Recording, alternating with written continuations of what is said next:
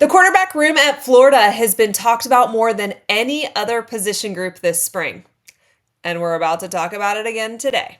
Billy Napier has a very interesting decision to make this summer, and we're going to tell you not only what his options are, but what he is most likely going to do today. If you've watched any of the content this spring, you know that the play of the quarterbacks has been up and down. We've heard good things about all three guys battling it out, and then we've heard some not good things. The biggest takeaway there is inconsistency.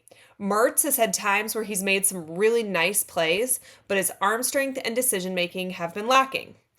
Miller has really nice athleticism, but he doesn't make as many plays as Mertz.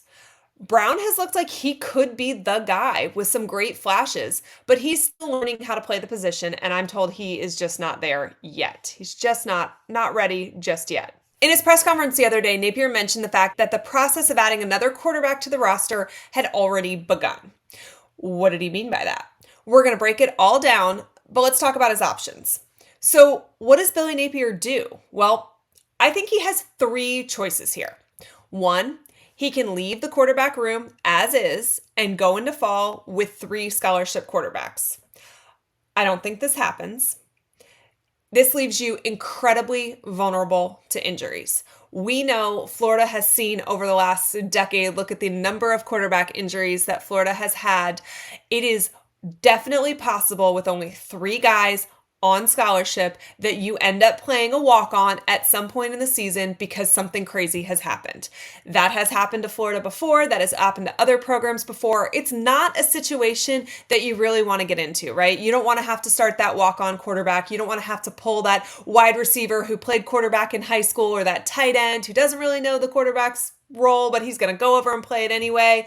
It's just not a good situation for anybody, but certainly not a good situation for a team like Florida, who's got a really tough schedule and really needs to maybe take a step forward from last season.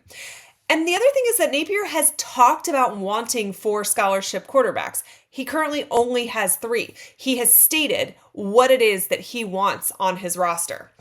Napier could leave the quarterback room as is, go into fall with three quarterbacks. His next option is to work the transfer portal really heavy this spring. The window is currently open. And I think there's kind of pros and cons to this option, right? You could potentially find somebody really talented, a diamond in the rough, so to speak. You could get that guy to come in and even potentially fight for the starting role, which will provide much needed depth for the team, could push the other three into fall camp even more. You could end up with this fourth option being the guy that starts the season. And even if he doesn't, if he pushes the three ahead of him and he adds depth to your bench, that's a massive pro, right? Especially if you can get a guy who already has game experience coming from another program. But there are some cons to this as well. How many really good quarterbacks are either still in the portal or entering the portal right now? Probably not many. I would imagine you would be taking a backup quarterback who didn't win the job in spring elsewhere. So what are the odds that he can come in and beat out any of the guys that are already here who have the benefit of spring under their belt? It seems unlikely that somebody comes in just for fall camp and then wins the job. And even if you find somebody pretty talented, it's going to be really hard to make that work. So, I think that there are both pros and cons to this situation.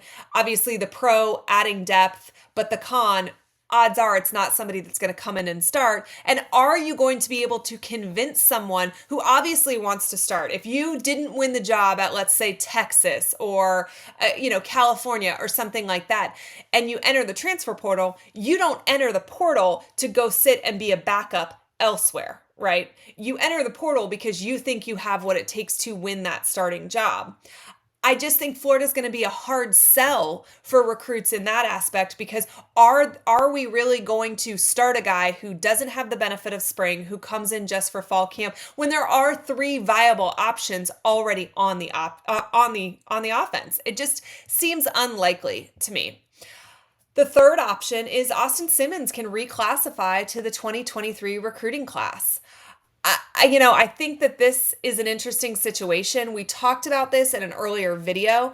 I think there's some pros and cons to this as well. The cons, I don't know that he can really help your room much being a kid that just finished his sophomore year of high school, sophomore season.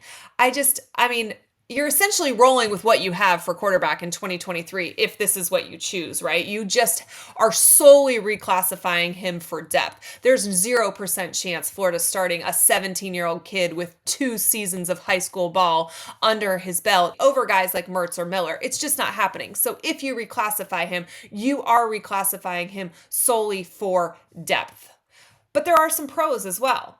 You will have a much better feel and vibe for the quarterback room next season with he and Lagway on campus. And if DJ isn't ready for day one, Simmons, having been on campus for nearly a full year, will help out in that scenario a lot. Even though Simmons won't play right away if he were to reclassify, the growth that will happen for him being in that quarterback room is going to be huge and is going to set that quarterback room forward later on. And he could help out later on in the season if injuries do arise. So I think for Simmons himself, there's a lot of pros for reclassifying. I just don't think it's an easy fix for Florida's quarterback situation for 2023. Ultimately, based on what I've been told and what Napier has said in his press conference, I think option 3 is likely the route that UF goes here. It's tough to expect that you're going to pull someone truly elite, or really that's even going to have a chance to make a difference on campus from the portal. Also, having already begun the process was an interesting phrase that Napier used in his press conference. He said they've already begun the process of adding a 4th scholarship quarterback to the roster. The portal hadn't opened yet when he made that comment, but the reclassification process could be something that was already started. As a reminder, guys, the talent around whoever the quarterback is this season is off the charts.